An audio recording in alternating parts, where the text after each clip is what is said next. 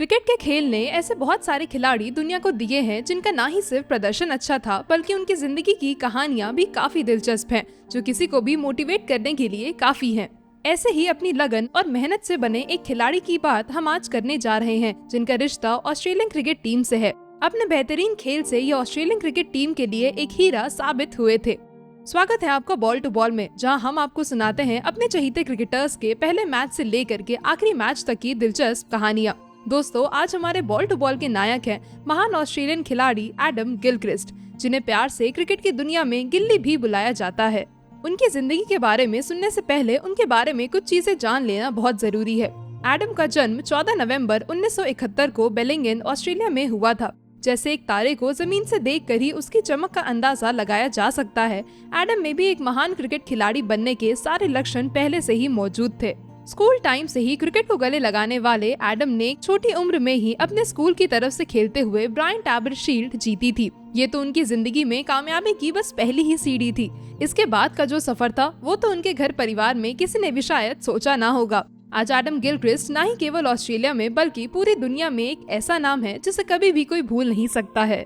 नए शहर में शिफ्ट होने के बाद एडम और उनके परिवार ने अपने लिए एक नई दुनिया बसा ली थी। अपने स्कूल जाते हुए नन्हे एडम खूब जमकर मैदान में घंटों तक क्रिकेट की प्रैक्टिस करते हुए नजर आते थे। उनका ये जज्बा और लगन उनके टीचर्स और प्रिंसिपल से छिपा नहीं था, जो कि उनके खेल को बारीकी से देखते थे।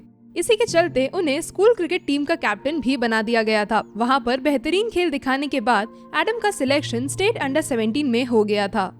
ये उनके लिए काफी गर्व का पल था, जिसने उनके सपनों को एक नई उड़ान दी थी। इतना ही नहीं, इसके बाद साल 1989 में उन्हें लंदन के रिचमंड क्रिकेट क्लब से स्कॉलरशिप भी मिल गई थी। 2 साल बाद 1991 में एडम अपने सपनों को साकार करते हुए इंग्लैंड टूर के लिए एक लेफ्ट हैंड बैटर के तौर पर चुन लिए गए थे। वहां उन्होंने अपना जलवा बिखेरते हुए पहले 3 मैचों में ही 1 सेंचुरी और 2 हाफ सेंचुरीज बना ली थी। डोमेस्टिक क्रिकेट में उन्होंने अपना डेब्यू न्यू साउथ वेल्स की तरफ से किया था। ये उनके लिए काफी बड़ा ब्रेक थ्रू था, जिसको उन्होंने पहले घरेलू सीजन में 274 रन बना करके साबित कर दिया था। 30 की औसत से खेलते हुए उन्होंने अपनी टीम के लिए शेफील्ड शील्ड जीती थी।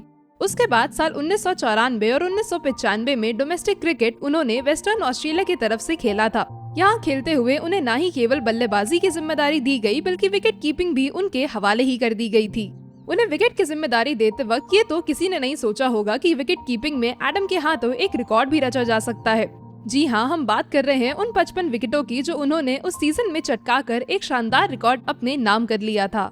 एडम गिलक्रिस्ट का क्रिकेट करियर बहुत ही शानदार रहा। ऐसे मौके कम ही आए जब उनके बल्ले ने उनका साथ ना दिया हो।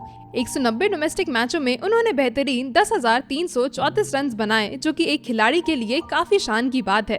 यही नहीं बल्कि स्कोर में 30 शतक और 43 अर्धशतक भी शामिल है। साथ ही उन्होंने अपने जीवन में 356 ए लिस्ट मैचेस भी खेले और उनमें 11,326 रन बनाए थे। एडम ने साल 1996 में अपना वनडे डेब्यू किया था, मगर इस मैच में उनके बल्ले से रन नहीं निकले और वो केवल 18 का स्कोर लेकर ही पवेलियन वापस आ गए थे। ऑस्ट्रेलियन टीम के लिए काफी निराशा का पल था, जिसके नतीजे में उन्होंने एडम को टीम से बाहर निकालने का फैसला ले लिया था। मगर अगले ही साल 1997 में उन्हें टीम में दोबारा जगह दी गई और ये मौका उन्होंने दोनों हाथों से ऐसा लपका कि अच्छों को अपने खेल से चौंका दिया था। साउथ अफ्रीका के खिलाफ 77 रन बनाने वाली पारी तो आपको याद ही होगी। वहां से फिर से ऑस्ट्रेलियन टीम को अपना पुराना एडम वापस मिल चुका था। अपने बेहतरीन खेल के बलबूते पर उन्होंने इंग्लैंड के खिलाफ टेक्सागो ट्रॉफी में भी अपनी जगह बना ली थी। हालांकि वो अपने करियर की शुरुआत से ही एक अच्छे खिलाड़ी रहे थे, मगर उन्हें अपनी जगह कुछ ज्यादा जज नहीं रही थी। शुरू के काफी मैचों में एडम नंबर 7 पर बैटिंग करते थे, जिसकी वजह से वो अपना खेल उभार कर नहीं ला पा रहे थे। उन्होंने इस बात की खबर अपनी टीम के कप्तान स्टीव को दी, जिन्होंने इस बात पर गौर करते हुए उन्हें ओपनिंग बैट्समैन की पोजीशन सौंप दी थी। अब एडम को एक ऐसा मौका मिल गया था जिससे वो अपने आप को और बेहतर खिलाड़ी साबित कर सकते थे और सबकी उम्मीदों को बरकरार रखते हुए उन्होंने ऐसा ही किया। उन्होंने साउथ अफ्रीका के खिलाफ वनडे इंटरनेशनल में अपनी पहली सेंचुरी बनाई और ऑस्ट्रेलियन टीम ने उस वक्त 60 विकेट से जीत हासिल कर ली थी। उसके बाद एक अहम वक्त था साल 1998 का कोका कोला कप, जिसमें एडम का खेल और निखर कर सामने आया। यहाँ उन्होंने एक चीते की तरह फुर्ती दिखाते हुए 9 विकेट्स चटका दिए थे। लेकिन फिर 1999 में वर्ल्ड कप के दौरान उनका खेल बहुत अच्छा नहीं रहा। खास करके अगर बात की जाए शुरुआती मैचों की, तो उनका ग्राफ काफी कमजोर नजर आया था। मगर फिर अपनी फॉर्म में वापसी करते हुए उन्होंने श्रीलंका के खिलाफ 49 गेंदों में 63 रन बनाकर सबका दिल जीत लिया था। तब ऑस्ट्रेलिया को 8 विकेट से जीत हासिल हुई और वो वर्ल्ड कप के चैंपियंस बन चुके थे।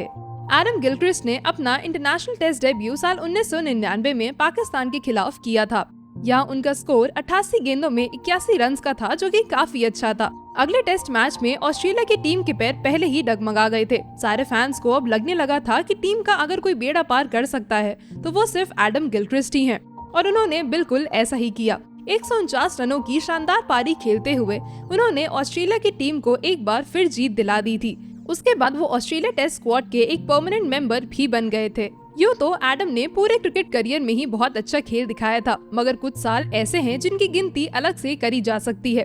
साल 2001 एडम के करियर के उन सालों में से एक था। बात न्यूजीलैंड के खिलाफ चल रहे तीसरे टेस्ट मैच की है, जिसकी 2 इनिंग्स में एडम ने अपनी आक्रामक विकेट कीपिंग को अपना हथियार बनाकर 10 कैचेस पकड़ लिए थे। ये एक ऐसा बेहतरीन खेल था जो कि किसी भी ऑस्ट्रेलियन विकेट कीपर ने आज तक नहीं कर दिखाया था। अपनी सारी कामयाबियों और मेहनत के नतीजे में एडम को 2000 के एंड तक टीम का वाइस कैप्टन बना दिया गया था। एक और साल ऐसा था जिसे दुनिया भले ही उतनी मजबूती से याद ना रखे, मगर टीम इंडिया और ऑस्ट्रेलिया उसे कभी भूल नहीं पाएंगे। ये था साल 2003, जब वर्ल्ड कप का फाइनल मैच इंडिया और ऑस्ट्रेलिया के बीच था। 40 की औसत से 408 रन बना चुके एडम से सबको खतरा तो था ही, मगर उस खतरे ने अपना ठप्पा उस मैदान में लगा ही दिया जब उन्होंने 48 गेंदों में 57 रन बनाकर ऑस्ट्रेलियन टीम को वर्ल्ड कप जिता दिया था। साल 2003 के वर्ल्ड कप सेमीफाइनल्स में श्रीलंका के खिलाफ खेलते हुए एडम और आर्विन डे सिल्वा आमने सामने थे। एडम की स्वीप शॉट मारने की पूरी तैयारी थी कि गेंद उनके बल्ले को छूकर उनके ग्लव्स पर आ लगी। अंपायर का फैसला तो नॉट आउट था, मगर एडम कहाँ रुकने वाले थे। खेल की तरफ अपनी श्रद्धा और इज्जत दिखाते हुए उन्होंने अपनी ईमानदारी को बनाए रखा और खुद मैदान छोड़कर चले गए। ये लम्हा लोगों ने दिल थाम कर देखा था। सबके लिए ये यकीन कर पाना मुश्किल था कि कोई खिलाड़ी इतने इम्पोर्टेंट मैच में भी अपने उसूल नहीं छोड़ रहा है। एडम के बारे में ये भी कहा जाता है कि उन्होंने अपने करियर में कभी चीटिंग के बारे में सोचा तक नहीं और न ही किसी और को इस चीज की तरफ ढकेला। उनकी कप्तानी में भी टीम ने पूरी ईमानदारी से अपना खेल दिखाया। एडम वाकई अपने साफ दिल और उसूलों की वजह से लोगों के लिए एक आइडल बन चुके थे। साल 2007 के वर्ल्ड कप में भी एडम गिलक्रिस्ट ने बहुत जोर शोर से हिस्सा लिया, मगर ये उनके करियर का आखिरी इंटरनेशनल टूर्नामेंट था। यहाँ उन्होंने 11 मैचों में 453 रन बनाए थे। श्रीलंका के खिलाफ फाइनल में उन्होंने अपनी सबसे बेहतरीन पारी खेली। क्या आप यकीन करेंगे कि इस बल्लेबाज ने केवल 104 गेंदों में 149 रन जड़ दिए थे। स्कोर में 8 छक्के और 13 चौके भी शामिल थे। अब बात अगर कंट्रोवर्सी की करी जाए तो क्रिकेट के सितारे कभी न कभी कंट्रोवर्सी का हिस्सा जरूर बन जाते हैं। कभी किसी की कोई झड़प सामने आ जाती है तो कभी कुछ और हो जाता है। ऐसा ही एक पल एडम की जिंदगी में भी आया था। श्रीलंका के खिलाफ 2007 में वर्ल्ड कप का फाइनल खेलते हुए एडम ने 149 रन बनाने के बाद अपना बल्ला और ग्लव्स हवा में ऊपर उठा दिए थे। ध्यान से देखने पर लोगों ने उनके ग्लव्स में एक उभार नोटिस किया, जिस बारे में उनसे बाद में सवाल भी किया गया। अपनी बात साफ रखते हुए उन्होंने बताया कि अपने ग्लव्स में उन्होंने कंफर्ट और आसानी के लिए एक स्क्वॉश बॉल रखी थी। काफी सारे लोग और साथ ही साथ आईसीसी इस बात को सुन करके भड़क उठा था। लोगों ने इसे चीटिंग का नाम दे दिया था। अपनी कंप्लेंट के खिलाफ अपनी साफ दलील रखते हुए एडम ने कहा कि ऐसा कुछ भी क्रिकेट के रूल बुक्स में तो नहीं लिखा है और उन्होंने चीटिंग भी नहीं करी है। आखिर में आईसीसी ने उनकी बात का वजन देखकर उन्हें एक क्लीन चिट दे दी थी और इस तरह उन्होंने टीम को तीसरी बार वर्ल्ड कप जिताने में पूरी मदद करी थी। 2008 की बॉर्डर गवास्कर ट्रॉफी के बाद एडम ने इंटरनेशनल क्रिकेट को हमेशा के लिए अलविदा कह दिया था। बात तो यहाँ तक आ गई थी कि ऑस्ट्रेलिया के प्रेसिडेंट केविन रुड ने उनसे अपना रिटायरमेंट वापस लेने की रिक्वेस्ट भी करी थी, मगर वो अपने फैसले को लेकर अब अपना मन नहीं बदलना चाहते थे। अपने इंटरनेशनल क्रिकेट करियर में उन्होंने 96 टेस्ट मैचेस, 13 T20 मैचेस और 287 ओडीआई मैचेस खेले हैं। अगर बात की जाए उनके आईपीएल करियर के बारे में तो उन्होंने कुल मिलाकर 80 आईपीएल मैचेस खेले हैं, जिनमें उन्होंने 2069 रन बनाए हैं। साल 2008 से लेकर 2010 तक वो डेक्कन चार्जर्स से जुड़े रहे और उसके बाद साल 2011 से 2013 तक किंग्स 11 पंजाब का हिस्सा बने रहे। एडम गिलक्रिस्ट के खेलने का अंदाज सबसे हटके था। वो न ही केवल एक बेहतरीन लेफ्ट हैंड बैटर थे, बल्कि एक अहम और कामयाब विकेट कीपर भी थे। फील्ड में उनकी फुर्ती का तो कोई भी जवाब नहीं था। जब एडम अपनी फॉर्म में होते, उनका बल्ला जैसे उनका हथियार ही बन जाता था। एडम गिलक्रिस्ट अपनी निजी जिंदगी में एक बहुत ही दिलचस्प इंसान है। उन्होंने अपनी हाई स्कूल की गर्लफ्रेंड मेलिंडा से शादी करी है, जिसके बाद उनके 3 बेटे और अब एक बेटी भी है। Adam world vision in India के एम्बेसडर होने के साथ साथ नेशनल ऑस्ट्रेलिया डे काउंसिल के चेयरमैन भी हैं। अपने खाली वक्त में एडम को ट्रैवल करना और स्विमिंग बहुत ही पसंद है। एडम गिलक्रिस्ट जैसे महान खिलाड़ी दुनिया में रोज रोज नहीं आते। अपनी मेहनत और टैलेंट के बल पर उन्होंने अपने क्रिकेट करियर को हमेशा मजबूत बनाए रखा है। कहीं भी खेल में मुसीबत सामने आती तो सबको सबसे पहले एडम ही याद आते थे। एडम ऑस्ट्रेलियन क्रिकेट टीम का वो ब्रह्मास्त्र थे जिनका निशाना कभी भी चूकता नहीं था। अपनी टीम को नई ऊंचाइयों तक पहुंचाकर उन्होंने यंग खिलाड़ियों के लिए एक नई मिसाल कायम कर दी है।